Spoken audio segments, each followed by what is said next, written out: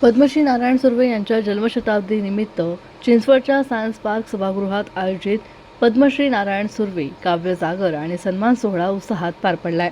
या कार्यक्रमात 89व्या अखिल भारतीय मराठी साहित्य संमेलनाचे अध्यक्ष डॉक्टर श्रीपाल सबनीस यांनी नारायण सुर्वे हे कवितेतील सूर्य होते, त्यांची कविता मानव मुक्तीची कविता आहे असे गौरवोद्गार काढलेत।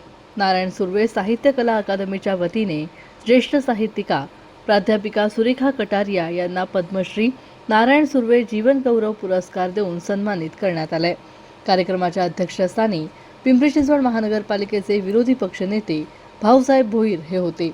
यावेळी वर्षा भोरे यांना मास्तरांची सावली कृष्णाबाई नारायण सुर्वे पुरस्कार, सामाजिक कार्यकर्ते रोहित खरगे यांना पद्मश्री नारायण सुर्वे भला माणूस पुरस्कार, ज्येष्ठ साहित्यिका पल्लवी बनसोडे परुळेकर यांना पद्मश्री नारायण सुर्वे विचारधारा पुरस्कार, तर कवी राजू जाधव यांना पद्मश्री नारायण सुर्वे जन्मशताब्दी सन्मान देऊन सन्मानित करण्यात आले।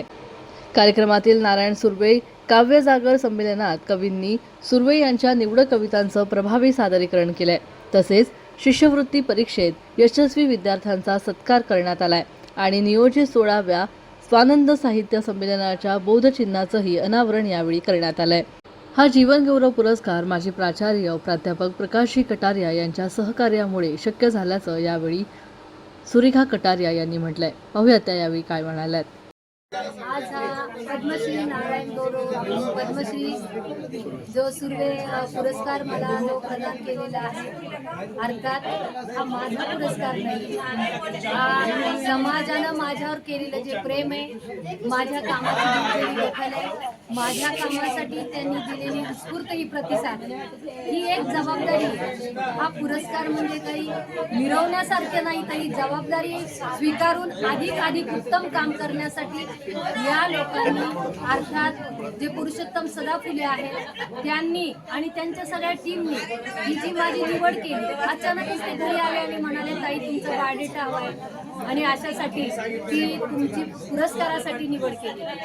हे ऐकून मी क्षणभर थोडंसं विचार करू लागले, खरोखरच मी काम करते का? हे काम जेव्हा आपण काम करत असतो तेव्हा समाज उघड्या डोळ्यानं पाहत असतो।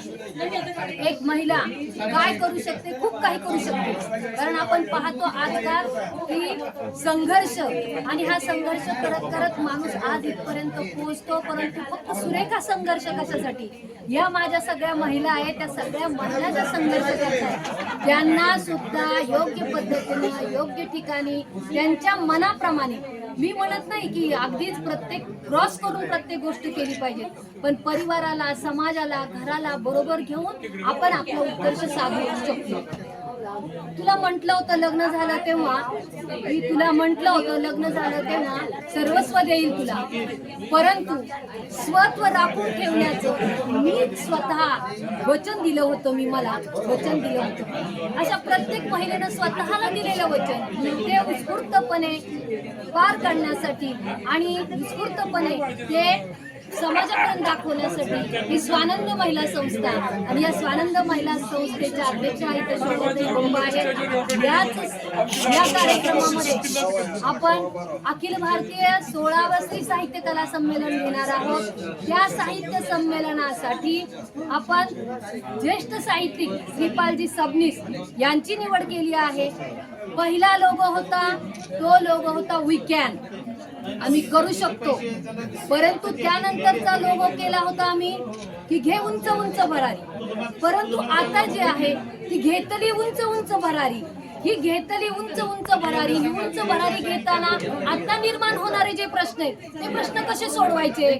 मग स्त्री बाहेर पडती, तिनं कमवायचंही, मुलांकडेही बघायचं, नवऱ्याची सेवा करायची, सासू सासऱ्यांची सेवा करायची, तिनं नेमकं कोणकोणत्या जबाबदाऱ्या उचलायच्या याचाही विचार करण्याची गरज आहे। आणि यासाठी आतापर्यंतच्या 15 अखिल भारतीय स्त्री साहित्य कला संमेलनामध्ये महिला अध्यक्षपद भूषवत होत्या, परंतु यावेळी जाणीवपूर्वक विचार करून ज्यांना स्त्रीचं मन आहे असा पुरुष म्हणजे माननीय श्रीपालजी सबनीस यांची या साहित्य संमेलनाच्या अध्यक्षपदी निवड केलेली आहे।